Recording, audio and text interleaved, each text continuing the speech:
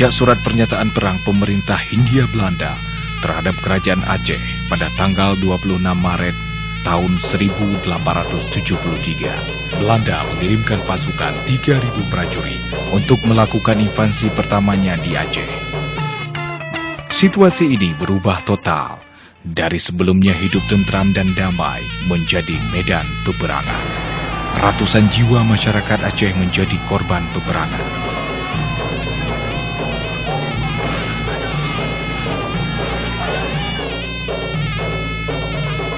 Dalam peperangan tersebut, makam Maijen Kohler dan 2.200 serdadu Belanda di Kerkhof, Banda Aceh merupakan bukti pahitnya perang. Penyebab utama konflik Aceh yang berlangsung hampir setengah abad lamanya mempunyai akar sejarah yang sangat panjang. Pasca kemerdekaan Republik Indonesia, harmonisasi dan hubungan Aceh dengan Indonesia mulai retak. Pada masa kemerdekaan ketika pemerintah Soekarno baru berumur sebulan, yaitu tanggal 15 September 1945, untuk pertama kalinya pertikaian Aceh dengan Indonesia terjadi, yaitu pada saat Tengku Muhammad Daud Chumbo, putra Ule Balang, tidak mengakui kemerdekaan Indonesia di Aceh, yang kemudian dikenal dengan peristiwa Chumbo. Selanjutnya, pada tahun 1953, pemberontakan DITI di bawah pimpinan Tengku Daud Berge. Konflik perang tersebut terjadi di Aceh hingga masa berakhirnya perang DITI dengan sebuah perjanjian Lamtih yang ditandatangani oleh Hasan Saleh selaku perwakilan DITI dengan pemerintah Indonesia tanggal 7 April 1957. Sejak Aceh mendapatkan status politik sebagai daerah istimewa yang dinyatakan otonom dalam bidang pendidikan, agama, dan hukum, serta adat pada periode pemerintahan Soekarno.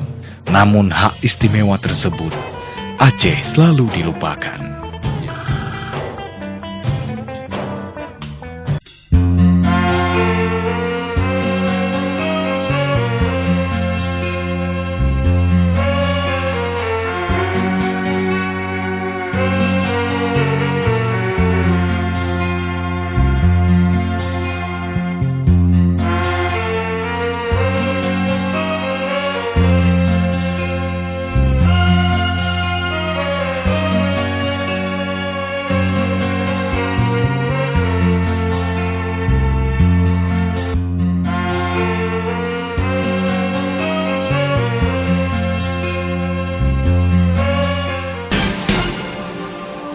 Pada tanggal 4 Desember 1976 di Gunung Halimun, Kabupaten Pidi, Provinsi Aceh, Tengku Muhammad Hasan Ditiro, Tengku Ilyas Lebe, Tengku Zaini Abdullah, Tengku Malik Mahmud, dan beberapa tokoh lainnya memproklamirkan Gerakan Aceh Merdeka dengan simbol awalnya Aceh Merdeka atau yang lebih dikenal dengan AM.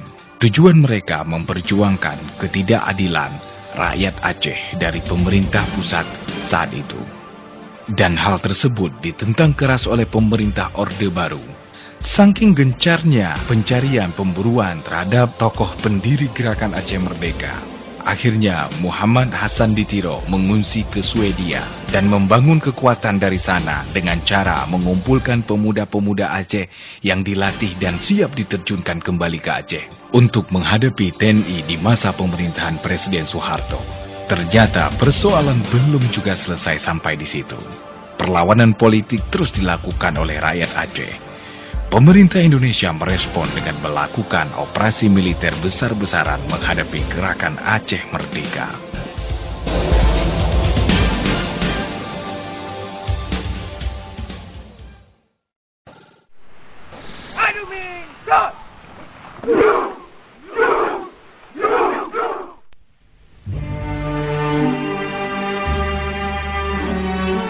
Pada tahun 1989 sampai dengan 1998, Aceh dinyatakan sebagai daerah operasi militer atau lebih dikenal dengan sebutan DOM, di bawah nama Sandi Operasi Jaring Merah.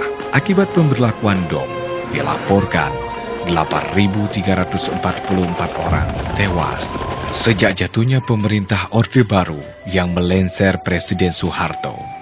Pemerintah peralihan B.J. Habibie mencabut status DOM pada 7 Agustus 1998 oleh Jenderal Wiranto saat itu.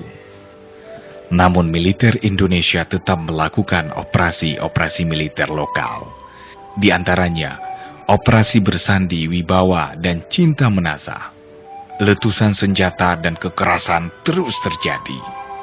Pada masa era reformasi, tanggal 8 November 1999, 2 juta rakyat Aceh berkumpul di depan Masjid Baitur Rahman Banda Aceh menuntut referendum dengan 2 opsi, yaitu pertama, bergabung dengan Republik Indonesia atau pisah dengan Republik Indonesia.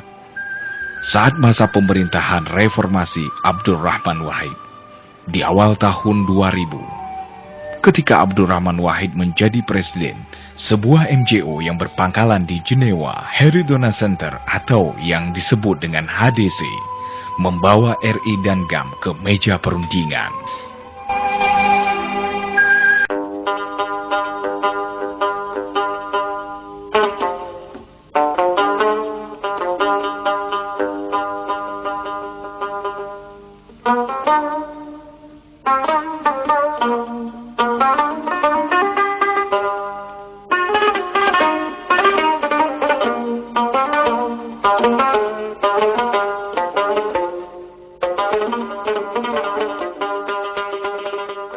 Langkah ini dimaksudkan sebagai langkah awal menuju penyelesaian konflik perang di Aceh. Sayangnya, kesepakatan itu efektif berjalan sekitar 3 bulan lamanya dan kembali gagal ketika memasuki tahap demilitarisasi. Peperangan pun tak dapat dibendung lagi. Kontak tembak pun hampir di seluruh wilayah Aceh kembali mewarnai langit dengan asap misiu, dan ceceran darah membekas di tanah rencong tak terelakkan lagi.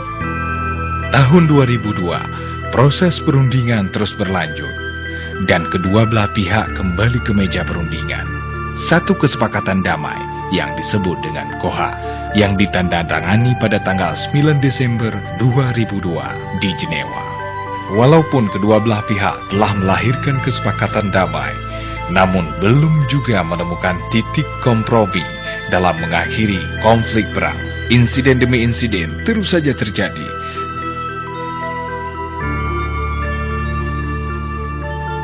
Kontak senjata semakin kerap kali terjadi. Kedua belah pihak saling menuding tentang kekerasan terhadap masyarakat sipil di Aceh.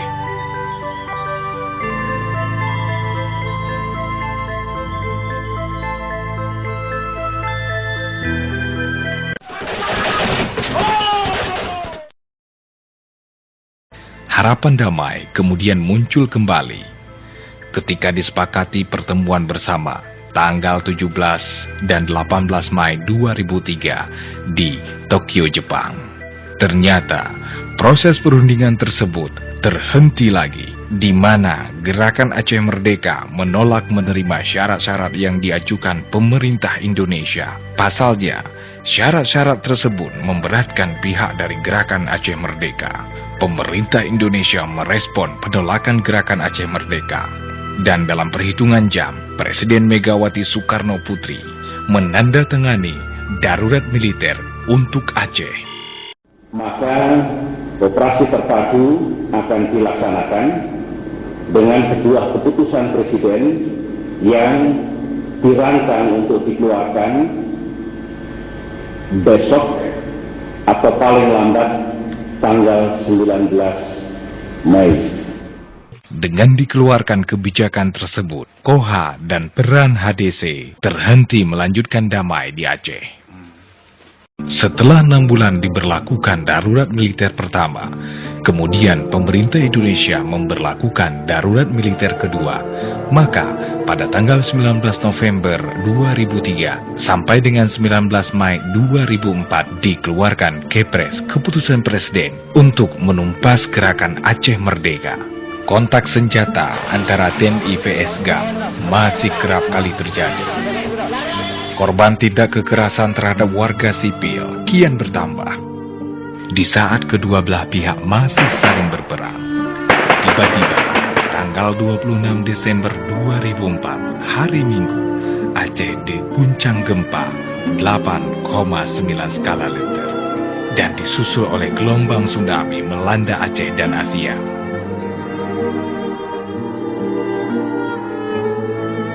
Pada saat itu, Aceh menjadi pusat perhatian dunia. Seluruh media cetak, media tulis, dan media elektronik memberitakan tsunami di Aceh.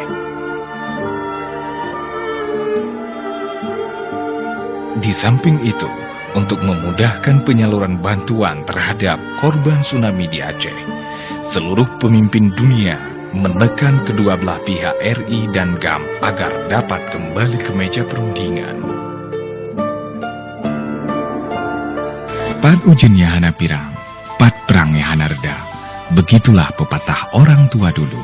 Dengan diperankan Krisis Manajemen Inisiatif CMI dan didukung oleh Uni Eropa.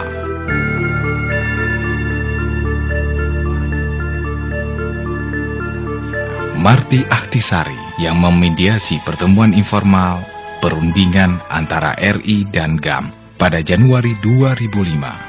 Melalui berbagai lobi tingkat tinggi yang dilakukan oleh penerima Nobel Perdamaian Marty Ahtisaari, perundingan RI dan GAM berlangsung 5 babak dan dilakukan di tempat peristirahatan milik pemerintah Finlandia 25 km dari pusat kota Helsinki.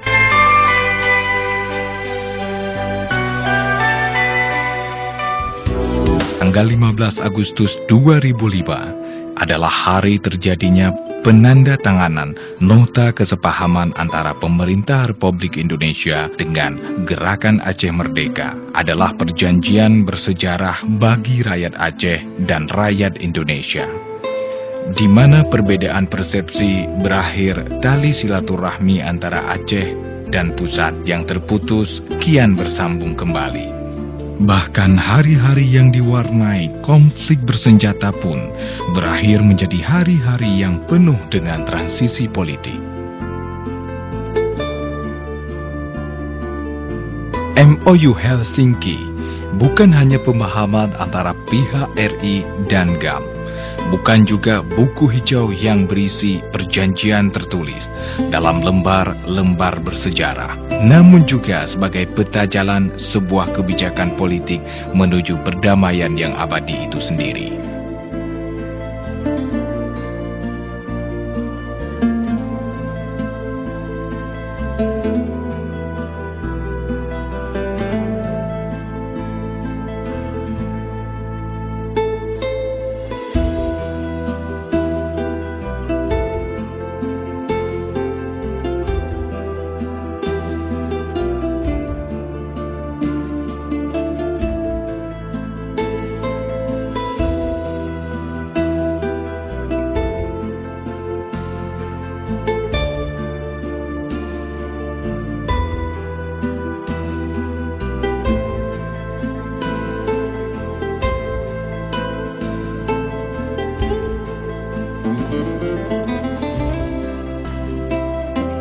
Setiap fase dari sebuah proses transformasi pasti ada tujuannya, dan pertanyaan mendasarnya, kemana MOU Helsinki akan membawa Aceh?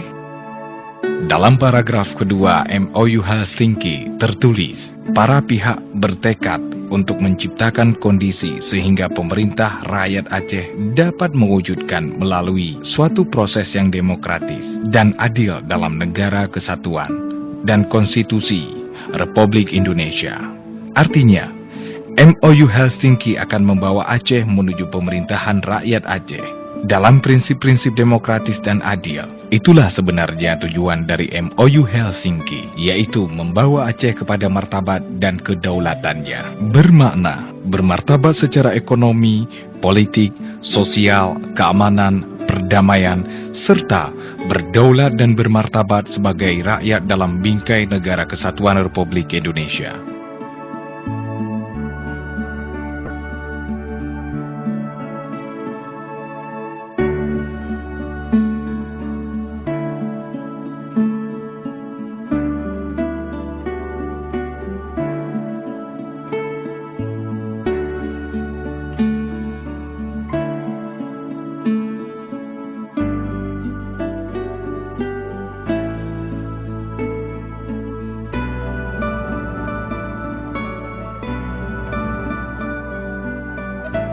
setidaknya terdapat 5 fase-fase MOU Helsinki. Pertama, fase penandatanganan MOU Helsinki. Kedua, fase transisi militer. Ketiga, fase transisi sipil. Keempat, fase pemerintahan transisi. Dan fase kelima adalah fase pemerintahan rakyat Aceh.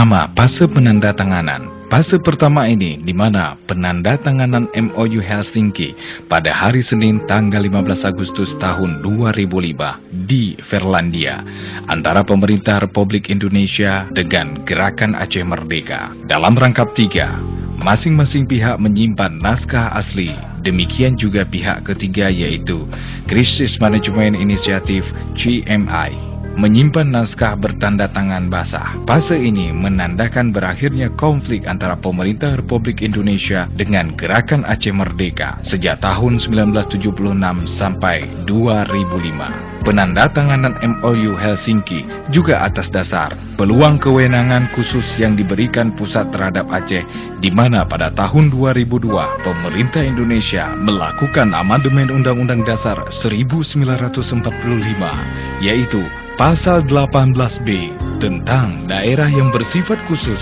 dan istimewa diatur dengan undang-undang, dan Aceh mendapatkan porsi yang khusus sebagai daerah yang memiliki kekhususan dan kewenangan berbeda dengan provinsi-provinsi lainnya.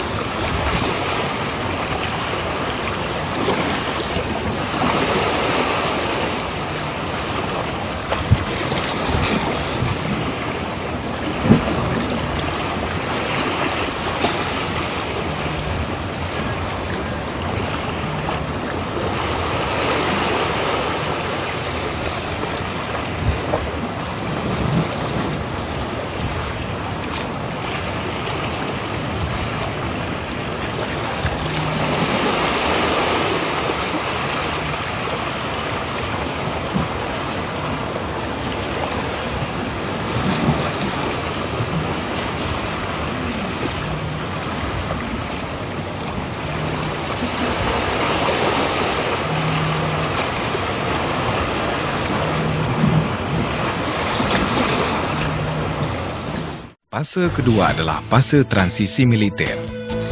Fase transisi militer atau demilitarisasi berlangsung sejak 15 September 2005 hingga 30 Desember 2005. Dalam fase ini, GAM melaksanakan kewajibannya sebagaimana tertulis dalam poin 43 MOU Helsinki.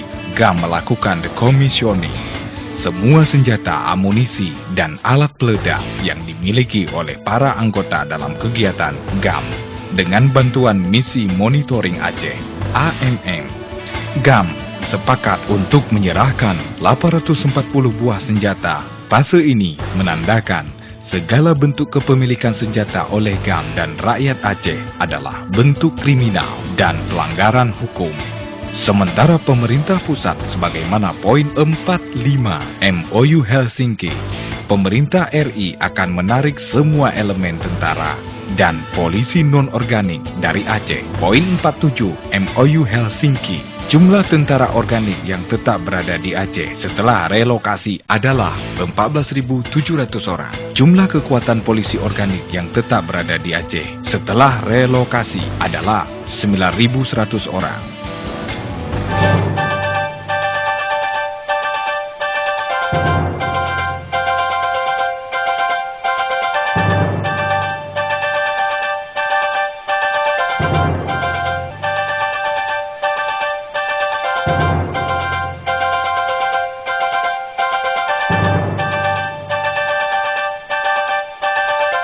Dalam fase ini, pemerintah Indonesia juga memberikan amnesti terhadap 1.488 orang mantan GAM yang ada di LP di seluruh Indonesia. Namun masih terdapat 3 orang lagi hingga saat ini, Napol Aceh yang masih belum dibebaskan di LP Cipinang, yaitu Tengku Ismuhadi Jafar, Irwan Ilyas, dan Ibrahim Hasan.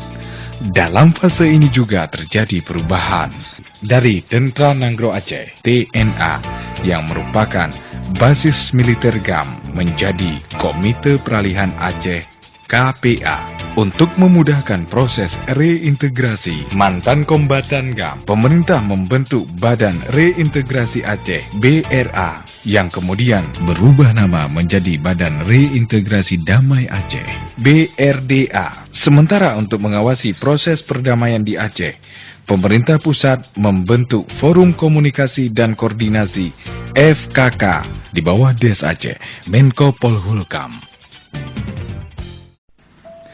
Fase ketiga yaitu fase transisi sipil. Fase ini berlangsung sejak 1 Januari 2006 sampai terpilih gubernur transisi atau eksekutif. Fase transisi sipil ditandai dengan adanya proses lahirnya rancangan undang-undang pemerintahan Aceh, sehingga menjadi Undang-Undang Nomor 11 Tahun 2006 tentang Pemerintahan Aceh. Pemerintah pusat memfasilitasi pembentukan undang-undang baru sebagaimana terdapat pada poin 111 MOU Helsinki. Undang-undang ini akhirnya muncul pada bulan Agustus 2006 atau dikenal dengan Undang-Undang Pemerintah Aceh (UUPA). Jika dilihat dari interval waktu yang diberikan berdasarkan MOU Helsinki, UUPA melebihi waktu 3 bulan dari perjanjian yang telah ditandatangani. Hal ini menunjukkan secara hukum sebenarnya UUPA telah valid. Sementara dari 35 pasal dari 273 pasal bertentangan dengan MOU Helsinki. Namun pada saat ini UUPA dapat dikatakan sebagai produk hukum transisi menuju perubahan sesuai dengan MOU Helsinki. Inilah tantangan ke depan yang perlu dilakukan untuk perubahan UUPA yang dapat dilakukan oleh legislatif terpilih pada pemilu 2009 lalu dan ke depan.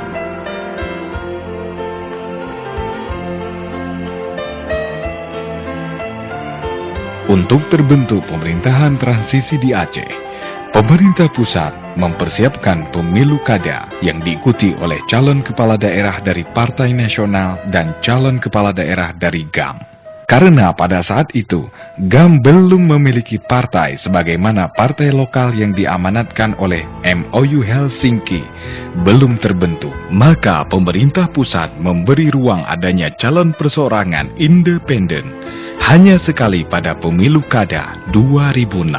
Aturan ini diikat oleh pemerintah pusat dalam pasal 256 UUPA tentang berlakunya calon perseorangan hanya 1 kali.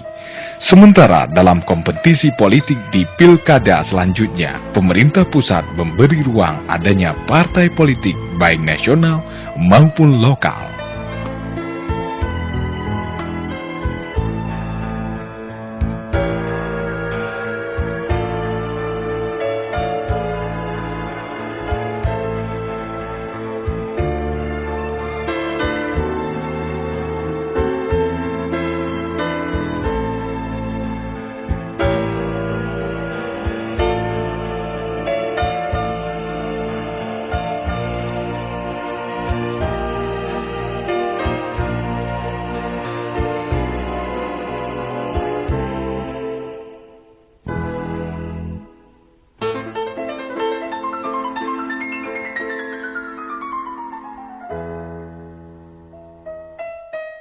Proses politik lahirnya partai politik lokal merupakan jawaban atas kebutuhan dalam poin 121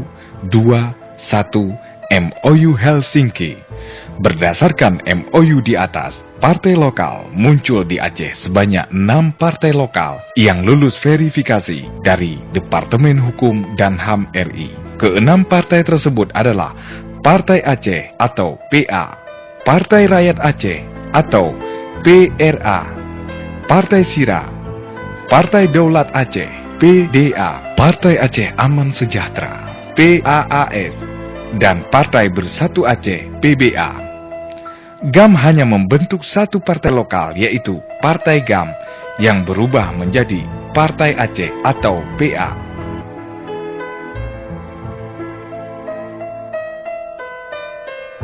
Fase keempat adalah fase pemerintahan transisi. Fase ini berlangsung sejak Februari 2007 sampai dengan pemilu legislatif. Pada fase ini, poin 1, 2, 3 MOU Helsinki diterapkan, yaitu pemilihan lokal yang bebas dan adil akan diselenggarakan di bawah undang-undang baru tentang penyelenggaraan pemerintahan di Aceh untuk memilih kepala pemerintahan Aceh dan pejabat terpilih lainnya pada bulan April 2006, serta untuk memilih anggota legislatif Aceh pada tahun 2009. Dalam fase ini, poin 1, 2, 2 MOU Helsinki dijalankan. Disinilah dasar munculnya calon independen yang hanya sekali dan adanya pilkada di Aceh, serta dasar lahirnya partai lokal sebagai jalur partisipasi politik rakyat Aceh pada pemilu pilkada. Untuk selanjutnya, pelaksanaan pemilu pilkada melalui partai lokal sesuai aturan yang diatur dalam undang-undang. Fase kelima adalah fase pemerintahan rakyat Aceh. Fase ini ditandai dengan terpilihnya eksekutif pada Pilkada Aceh melalui Partai Nasional atau Partai Lokal pada Pilkada 2011-2012 mendatang. Jalur kompetisi politik melalui partai politik merupakan instrumen demokrasi yang mampu membawa proses politik pada konsolidasi pemerintahan itu sendiri, di mana kepala pemerintah yang terpilih akan memiliki basis politik yang real melalui partai politik yang mengusungnya, sehingga evaluasi dan pertanggungjawaban politik dapat dikontrol oleh partai politik itu sendiri. Partai politik juga merupakan mekanisme demokrasi agar terbentuk pemerintahan kolektif sesama partai, baik mewakili partai nasional maupun mewakili partai lokal.